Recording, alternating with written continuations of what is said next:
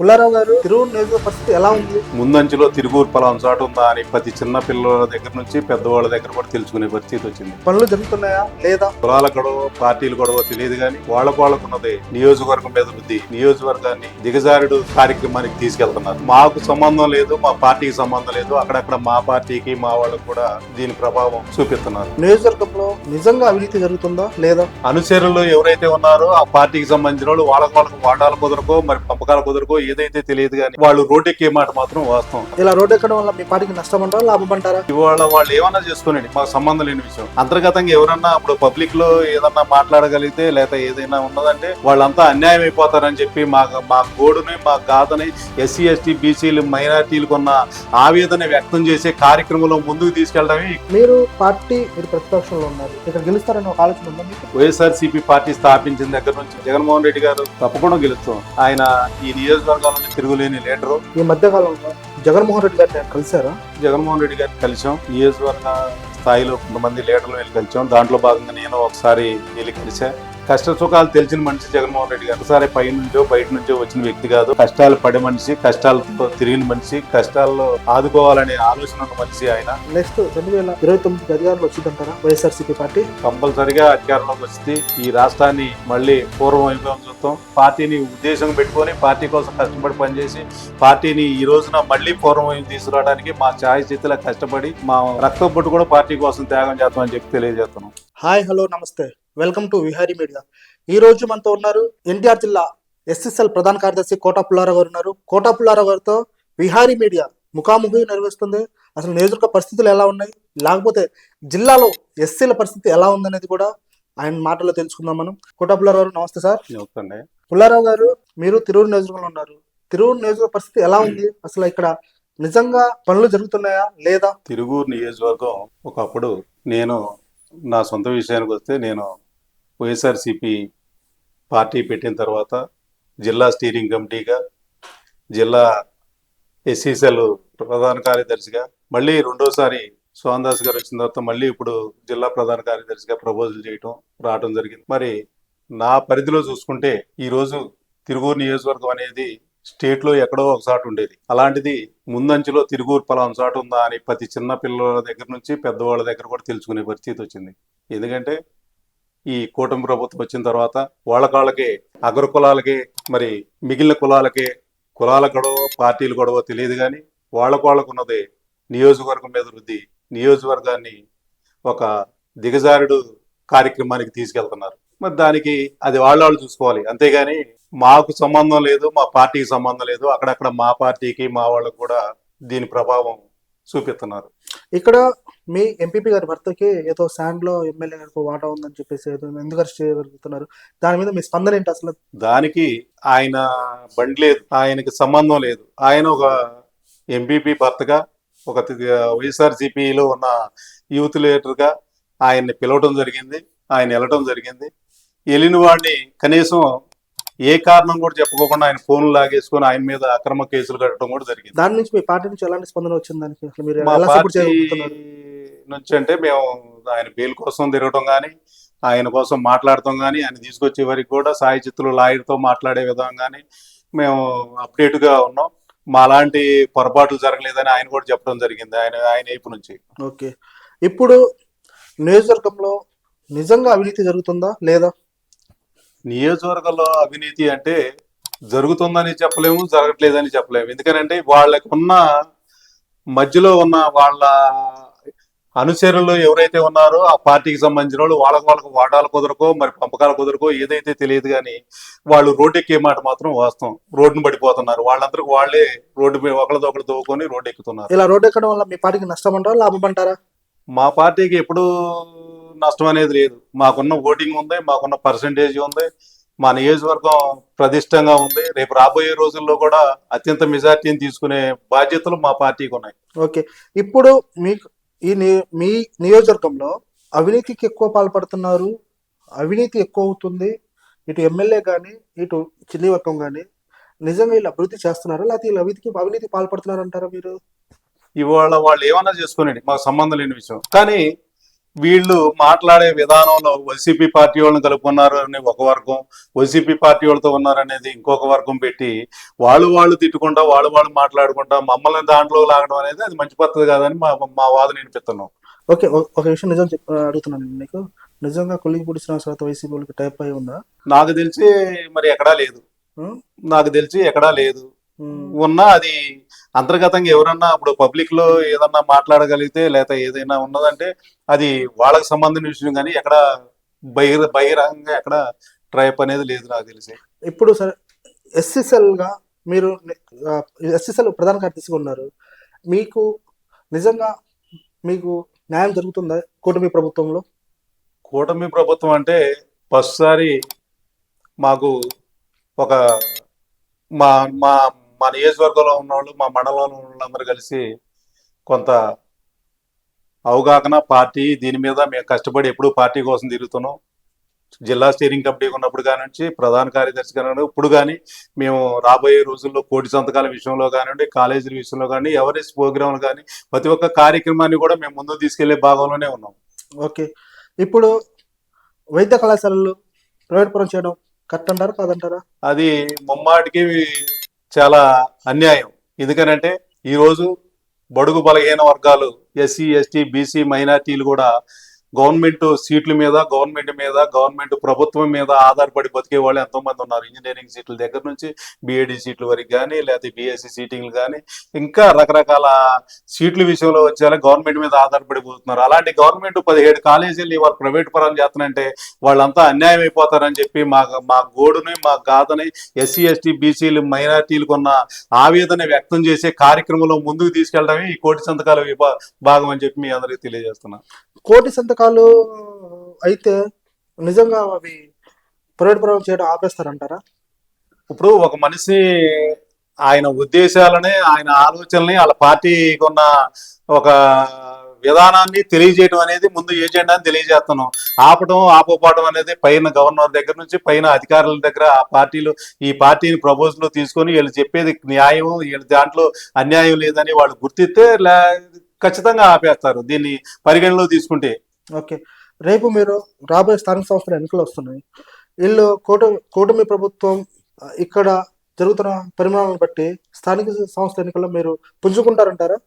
స్థానిక సంస్థలు అనేది ఉదాహరణ తీసుకుంటే అది ఒక వ్యక్తిగతంగా చాలా ప్రభావం పడింది ఒక మనిషి మీద.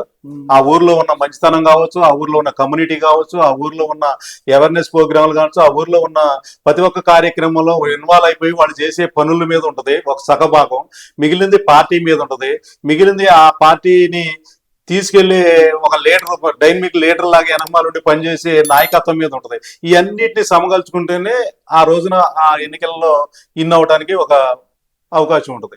ఓకే, నెక్స్ట్ వచ్చేసి ఇప్పుడు స్థానిక సంస్థల ఎన్నికలు ముందు ఇక్కడ తెలుగుదేశం పార్టీకి అపార నష్టం జరిగిందనేది వాళ్ళు వాదిస్తున్నారు. కానీ మీరు పుంజుకోవడం ఇంకా వెనకపడ్డారంటారా? ఎక్కడ తెలుగుదేశానికి న్యాయం జరిగింది? ఇక్కడ మీ నియోజకవర్గంలో ఇక్కడ పార్టీ కొట్టుకోవడం వల్ల కొంచెం నష్టం జరిగిందని చెప్పేసి వాళ్ళు ఆలోచిస్తున్నారు. ఇప్పుడు మీరు పుంజుకోవడానికి ఎలాంటి ప్రయత్నాలు చేస్తున్నారు? మాకు మా లీడర్లు ఉన్నారు, మాకు ఇన్ఛార్జ్ స్వామిదాస్ గారు ఉన్నారు. ఓకే, ఆయన ఒక అవేర్నెస్ ప్రోగ్రామ్ లో మొన్న అమెరికా నుంచి నిన్నే వచ్చారు. మరి ఆయన రేపు నియోజకవర్గ స్థాయిలో ఒక కమిటీలు వేసి దాన్ని ఒక అవేర్నెస్ ప్రోగ్రామ్ గా తీసుకొని రేపు రాబోయే రోజుల్లో ఎలాంటి ప్రణాళిక వేసుకొని దాన్ని ముందుకు పోవాలనేది మా నాయకులు నిర్ణయిస్తారు. అదే రకంగా జిల్లాలో ఉన్న జిల్లా నాయకులు అవినాష్ గారు కూడా దీనికి చేదోడుగా ఉదుడుగా ఉంటారు. ఓకే, ఇప్పుడు జిల్లా అధ్యక్షులు దేవినేని అవినాష్ తిరువురు కాన్స్టిట్యున్సీ మీద ఎలాంటి ప్రభావం చూపగలుగుతున్నారు? అవినాష్ గారు ఒక డైనమిక్ లీడర్, సీమ చిటుకు అంటే అందుబాటులో వచ్చే ఒక వ్యక్తి, మంచి మనిషి, మనసున్న మనిషి. ఎందుకనంటే ఆయనతో వాళ్ళ నాన్నగారితో కూడా కలిసి తిరిగి పనిచేసాం మేము. ఆయన కంటే 100 రెట్లు స్పీడ్ గా ఉన్న మనిషి. ఇవాళ మాకు ఒక జిల్లా అధ్యక్షుడిగా అవినాష్ గారు ఉండడం కూడా మా జిల్లాకు ఒక అదృష్టం అని చెప్పుకోవాలి. మీరు ఏ టైం ఫోన్ చేసినా ఫోన్ లిఫ్ట్ చేస్తారా? ఖచ్చితంగా ఫోన్ లిఫ్ట్ చేస్తారు. ఏదైనా సమస్య ఉంటే దాని మీద పరిష్కరిస్తారు, పోరాడతారు. నేనున్నా మీకోసం అని చెప్పి భరోసా ఇవ్వగలిగిన మనిషి అవినాష్ గారు. ఆయనతో అనుబంధం ఎలా ఉంది ఇప్పుడు మీకు? ఆయన ఇంకా కమిటీలు అందరితో మాట్లాడుతున్నారు. ఇంకా ఎవరేంటనేది ఆయన కూడా ఒక అవగాహనకు రావాలి. ఎందుకనంటే ఈ జిల్లాలో ఫస్ట్ ఆయన జిల్లా పార్టీలో అధ్యక్షుడిగా తీసుకోవటం, మేము జిల్లా కమిటీలో పనిచేయటం ఇవన్నీ జరుగుతున్నాయి. మేము ఒక చిన్న చిన్న 2-3 ఇనిషియేషన్లు జరిగినప్పుడు కూడా కబురు చేస్తే ఆయన రావటం, వాటిని పరిష్కరించడం, వాటిని గోపాలపురం కానీ ఇంకా మిగిలిన కార్యక్రమాల్లో కానీ అన్నిట్లో ఆయన పాల్గొనటం, నేనున్నా అని చెప్పి భరోసా ఇవ్వటం కూడా జరిగింది. ఇప్పుడు మీరు ఎస్ఎస్ఎల్ ప్రధాన కార్యదర్శి అయిన తర్వాత ఎన్ని నియోజకవర్గాలు మీరు తిరిగారు? ఎస్సీసీఎల్ ప్రధాన కార్యదర్శి అయిన తర్వాత మేము విజయవాడ జిల్లా మీటింగ్కి చేసాం. తర్వాత తిరువూరు నియోజకవర్గంలో కోటి సంతకాల విషయంలో కానీ మొన్ననే మాకు ఈ నెలలోనే మాకు ఎస్సీసీఎల్ ప్రధాన కార్యదర్శిగా ఇవ్వడం జరిగింది. ఈ కార్యక్రమాల్లో భాగంగానే మేము అన్నిటిని ఒక అవేర్నెస్ ప్రోగ్రామ్ గా తీసుకొస్తా పార్టీని ముందుకు తీసుకెళ్లే విషయంలో ప్రతి ఒక్క కార్యక్రమంలో ముందు ఉంటున్నాం. ఇప్పుడు మీ జిల్లా ప్రధాన కార్యదర్శి అయిన తర్వాత జిల్లా మీద మీరు ఎలాంటి ప్రభావం చూపగలుగుతారు? జిల్లాలో ఇప్పుడు రేపు రాబోయే రోజుల్లో మేము అన్ని నియోజకవర్గాల్లో మా ఎస్సీసీఎల్ అధ్యక్షుని కలుపుకొని రేపు రాబోయే రోజుల్లో ఎస్సీ లీడర్లతో అందరితో ఒక కమిట్మెంట్ లాగా రాబోయే రోజుల్లో ప్రతి ఒక్క నియోజకవర్గంలోకి వెళ్ళి నియోజకవర్గంలో ఉన్న ఎస్సీ లీడర్లని కానీ ఓసీ వాళ్ళని కానీ పార్టీకి అనుబంధ సంస్థలు ఉన్న వాళ్ళ ప్రతి ఒక్కరిని కలుసుకొని రాబోయే రోజుల్లో ముందుకు తీసుకెళ్తాం ఈ పార్టీని అని చెప్పి మీ అందరికీ తెలియజేస్తున్నాం. ఇప్పుడు మీరు ఒక ఎంఆర్పిఎస్ ఉద్యమ నాయకులుగా బయటకు వచ్చారు, తర్వాత టీడీపీలో ఉన్నారు. టీడీపీ వచ్చిన తర్వాత వైసీపీలో ఇప్పుడు గత 15 సంవత్సరాల నుంచి మీరు పార్టీ ఆవిర్భావం నుంచి వైసీపీ పార్టీలో ఉన్నారు. ఇప్పుడు మీకు ఎస్సీలతో ఇక్కడ ఇప్పుడు ఒక జిల్లా ప్రధాన కార్యదర్శి అయిన తర్వాత మీకు నియోజకవర్గం ఈ ఎస్సీలలో ఎంత పట్టు వచ్చింది? అంత ముందు కూడా మీరు ఎస్సీ కార్యదర్శిగా చేశారు, ఎస్సీసీఎల్ కార్యదర్శి ప్రధాన కార్యదర్శి అయ్యారు. ఏమైనా పట్టు బిగించారంటారు మీరు? ఎస్సీలో మనకి మంచి పట్టే ఉంది. ఎందుకనంటే ఈ నియోజకవర్గంలో వైఎస్ఆర్సీపీ పార్టీ స్థాపించిన దగ్గర నుంచి జగన్మోహన్ రెడ్డి గారు వ్యవస్థాపక అధ్యక్షుడిగా ఉన్నప్పుడు దగ్గర నుంచి ఈ నియోజకవర్గం మొత్తం తిరగడం జరిగింది. ఈ ఎస్సీల్లో మంచి పేరుంది. దానిని పోగొట్టుకోకుండా ఇంకా అభివృద్ధి చేసే పదంలోనే మేము దాన్ని నడుపుతాం. ఓకే, రేపు ఇక్కడ ఎంపీటీసీ కానీ ఎంపీపీ కానీ జెడ్పీటీసీ ఎస్సీలు అయితే మీరు పోటీ పడతారా? అది పక్కన తప్పుకుంటారా? అది పార్టీ నిర్ణయం. ఎందుకంటే పార్టీ అధికార ప్రతినిధిగా ఉన్న పార్టీలో ఉన్న లీడర్స్ కానీ పార్టీ ఇన్ఛార్జిగా ఉన్న ఆయన కానీ లేదా పార్టీలో ఏ పిలుపునిస్తే దానికి మేము సిద్ధంగా ఉంటామని చెప్పి తెలియజేస్తున్నాం. మీరు పార్టీ అధిష్టానం ఇప్పుడు మీ అధికారం లేదు, మీరు ప్రతిపక్షంలో ఉన్నారు, మీరు ఇక్కడ గెలుస్తారు లేకపోతే ఇక్కడ ఏ కాస్ట్ అయినా సరే ఇక్కడ గెలుస్తారనే ఒక ఆలోచన ఉందా మీకు? తప్పకుండా గెలుస్తాం. ఎందుకంటే అప్పట్లో 2014లో 13లో కాంగ్రెస్ పార్టీ ఉన్నప్పుడు నేను వైసీపీ పార్టీలో పోటీ చేసి సర్పంచ్కి గెలిచాం. అదే తరగంగా మళ్ళీ రకరకాల పదవులు చేసాం. సర్పంచ్ అవ్వచ్చు, ఎంపీటీసీ అవ్వచ్చు, ఇవన్నీ కూడా గెలుచుకుంటూ వస్తున్నాం. మరి దాని ప్రభావం అనేది ఎప్పుడు ఉంటది మనిషికి. ఓకే, మీరు నెక్స్ట్ ఏం చేయాలనుకుంటున్నారు? పార్టీ అభివృద్ధి కార్యక్రమంలో మనం పాలు పంచుకుంటాం. ఎందుకనంటే మనకి ఒక చిన్న ఇది ఏంటంటే మొన్న మండల పార్టీ ప్రెసిడెంట్ గా ప్రపోజల్ పెట్టారు. దాన్ని స్వామిదాస్ గారు మరి మెజార్టీ నెంబర్ అందరు చెప్పినా గానీ ఒకళ్ళిద్దరు కోసం దాన్ని ఆపడం జరిగింది. ఇట్లా నియోజకవర్గంలో చిన్న చిన్న ఎస్సీల్లో చిన్న చిన్నవి ఉన్నాయి.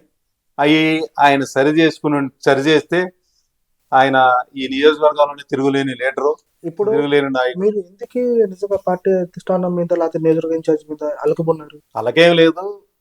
మేము ఏకొండూరు మండలంలో ఉన్న మెజార్టీ సభ్యులు సుమారు 15 ఊర్లో వెళ్ళి స్వామిదాస్ గారికి మండల పార్టీ ప్రెసిడెంట్ కోట పుల్లారావు గారికి ఏమని చెప్పడం జరిగింది. ఆయన దాన్ని కొన్ని రోజులు డేగిచ్చి మరి దాని మీద ఆయనకి ఏమొత్తిళ్ళు వచ్చినాయో ఏంటో తెలియదు. కానీ ఈ ఎస్సీ నియోజకవర్గం అంటే అనటం ఏంటో ప్రతి ఒక్క ఒత్తిడి కూడా తిరిగి ఈ రాష్ట్రంలో ఎక్కడున్నా కానీ ఎస్సీల మీదకి ఎస్సీ నియోజకవర్గాల మీదకే వస్తాయి. దాంట్లో భాగమే అయిపోవచ్చు. నాకు మండల పార్టీ ప్రెసిడెంట్ ఇవ్వాలనే దాని మీద కూడా మరి చెప్పినా ఆయన స్పందించలేదు. దాని మీద కొంచెం ఇంట్రెస్ట్ తీసుకోకుండా మళ్ళీ జిల్లా కమిటీలోనే ఇవ్వడం జరిగింది. మరి ఆయనకి ఎలాంటి ఒత్తిళ్ళు ఉన్నాయో అది నాకు తెలిసింది ఏంటంటే ఎవరో ఒకళ్ళిద్దరు చెప్తే ఆపారు అనేది తెలుస్తుంది. సార్, మీరు ఇప్పుడు ఈ మధ్య కాలంలో జగన్మోహన్ రెడ్డి గారిని కలిసారా? నాకు జగన్మోహన్ రెడ్డి గారి మీ ఎస్సీల సమస్యల గురించి ఏమైనా వివరించారా? మేము జగన్మోహన్ రెడ్డి గారిని కలిసాం. నియోజకవర్గ స్థాయిలో కొంతమంది లీడర్లు వెళ్ళి కలిసాం. దాంట్లో భాగంగా నేను ఒకసారి వెళ్ళి కలిసా. ఇట ఎస్సీల మీద ఒక లేనిపోని హరాస్మెంట్ అనేది కొంత జరుగుతుంది. దాంట్లో భాగంగానే మా ఎంపీపీ ఇంటి మీద కూడా రావడం జరిగింది. మరి ఎస్సీలకి ఇటు అన్యాయం జరుగుతుంది అని మేము నియోజకవర్గంలో ఉన్న కష్టాలని సుఖాలని మరి వాటి గురించి మొత్తం ఆయనకి ఎక్స్ప్లెయిన్ చేయడం జరిగింది. దాని మీద నేనున్నా అని చెప్పి అక్కడ ఉన్న లాయర్ గారితో అన్న పుల్లారావు అన్న అతను ఏదైనా ఉంటే మాట్లాడమని మాకు పరిచయం చేయటం, దాని మీద ఆయన స్పందించి నేనున్నా నీకేం బాధ లేదని చెప్పడం కూడా జరిగింది. అదే ఎస్సీలు ప్రధానంగా జిల్లాలో ఎస్సీలు ఇబ్బంది పడుతున్నారని చెప్పేసి మీరు ఇందాక ఒక మాట చెప్పారు మాకు. నిజంగా ఎస్సీల మీద అంత ప్రేమ చూపిస్తున్నారు అంటావా జగన్మోహన్ రెడ్డి గారు? ఎస్సీలు కంపల్సరీగా 100% చూపిస్తున్నారు. ఎందుకంటే ఎస్సీలకి కష్ట సుఖాలు తెలిసిన మనిషి జగన్మోహన్ రెడ్డి గారు. అంతేగాని ఒక ఒకసారి పై నుంచో బయట నుంచో వచ్చిన వ్యక్తి కాదు. ఆయనకి లోతుగా అది తినేవాడికి రుచి తెలుసు అన్నట్టుగా కష్టాలు పడే మనిషి, కష్టాలతో తిరిగిన మనిషి, కష్టాల్లో ఆదుకోవాలనే ఆలోచన ఉన్న మనిషి ఆయన కంపల్సరీగా ఎస్సీల కోసం నిలబడే మనిషి. ఆయన నిలబడతారని కూడా మేము అనుకుంటున్నాం. మీరు ఇంత ఒక మాట అన్నారు, అసలు ఎస్సీల గురించి పట్టించుకునే నాయకుడే కాదని కొంతమంది విమర్శిస్తున్నారు. దాని మీద మీ అభిప్రాయం ఏంటి? దానికి ఇప్పుడు ఎస్సీల గురించి పట్టించుకొని అంటే ఇప్పుడు ఎగస్ పార్టీ వాళ్ళు 100 మాట్లాడతారు. ఎందుకంటే అంతకుముందు జగన్మోహన్ రెడ్డి గారు మాట్లాడరు, ఆయన అసలు ఎవరు ఎక్క చూడరు ఏంటని చెప్పి అని కూడా అన్నారు ఇది ఇతర పార్టీలు. కానీ మేము వెళ్తే అన్నా అని వాటేసుకొని స్పందించి దాని మీద మంచి ఆత్మీయంగా కలుసుకొని ఆయన మాట్లాడిన రోజుల సందర్భాలు ఎన్నో ఉన్నాయి మేము వెళ్ళినప్పుడు. మొన్న కొలిపూడి కుక్కిగడ్డ రక్షణిధి గారు మీ ఇక్కడ స్థానిక ఎమ్మెల్యేగా చేసిన వ్యక్తి, ఆయన మాకు అపాయింట్మెంటే ఇవ్వట్లేదు, ఆయన అసలు ఎస్ఎల్ని దగ్గర కూడా రానివ్వరు అనేది ఆయన బహిరంగంగానే ఒక ప్రెస్ మీట్ లో చెప్పాడు. అది నిజం? ఆయన నిజం అంటున్నారు, మీరు అబద్ధం అంటున్నారు ఏంటి? ఆలింగనం చేసుకుంటున్నారు అంటున్నారు. ఆయనకి అపాయింట్మెంట్ ఇవ్వకపోతే ఆయన 2 సార్లు ఈ నియోజకవర్గానికి ఎమ్మెల్యేగా పనిచేశారు.